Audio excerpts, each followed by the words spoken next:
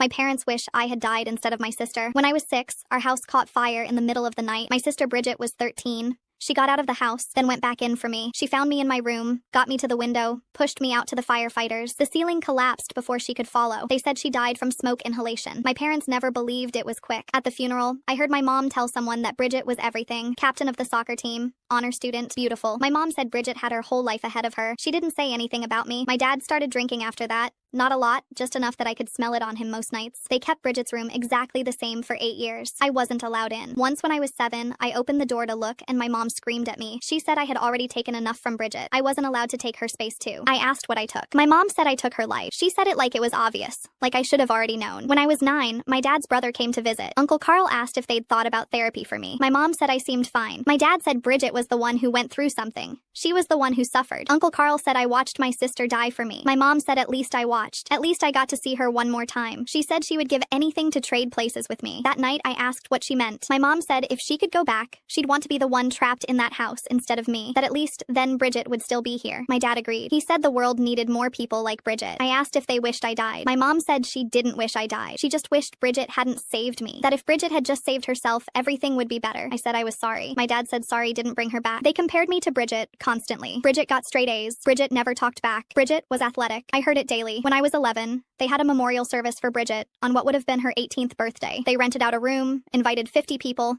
had a video slideshow. They gave speeches about how much she meant to everyone. My 13th birthday was 3 weeks later. My mom made a cake. My dad said happy birthday and went to his office. When I was 13, I asked why they kept Bridget's room like a museum, but barely looked at mine. My mom said Bridget's room was all they had left of her. I asked what about me? My mom asked what about me? I said I was still here. My mom said that was the problem, that Bridget would have stayed perfect. I kept changing into someone they didn't recognize. My dad said I looked more like Bridget every year and it made it harder, that every time he saw me, he saw her, but wrong, like a distorted version. I asked if they loved me. My mom said of course they did, but it wasn't the same. That loving me felt like betraying Bridget. My dad said they would never accept what happened. When I was 15, Uncle Carl came back. He pulled me aside and asked how I really was. I said, fine. He said, I didn't look fine. Later, I heard him arguing with my dad. Uncle Carl said I was disappearing, that I didn't talk, didn't smile. My dad said I was quiet. Uncle Carl said I was traumatized. My dad said Bridget was traumatized. Bridget died. I just had to live with it. Uncle Carl said that's exactly the problem, that I was 6, that it wasn't my fault. My dad said he knew that. But then he said if Bridget had left me in that room, she'd be 22 now. She'd be graduating college. Instead, they got me. I got accepted to a college on the other side of the state. Full ride. When I told my parents, my mom asked why so far. I said I needed space. My dad asked from what? I told him from living in a house where I was reminded every day that I was the wrong kid to survive. My mom said I was being unfair. I asked if they even wanted me to stay. My dad didn't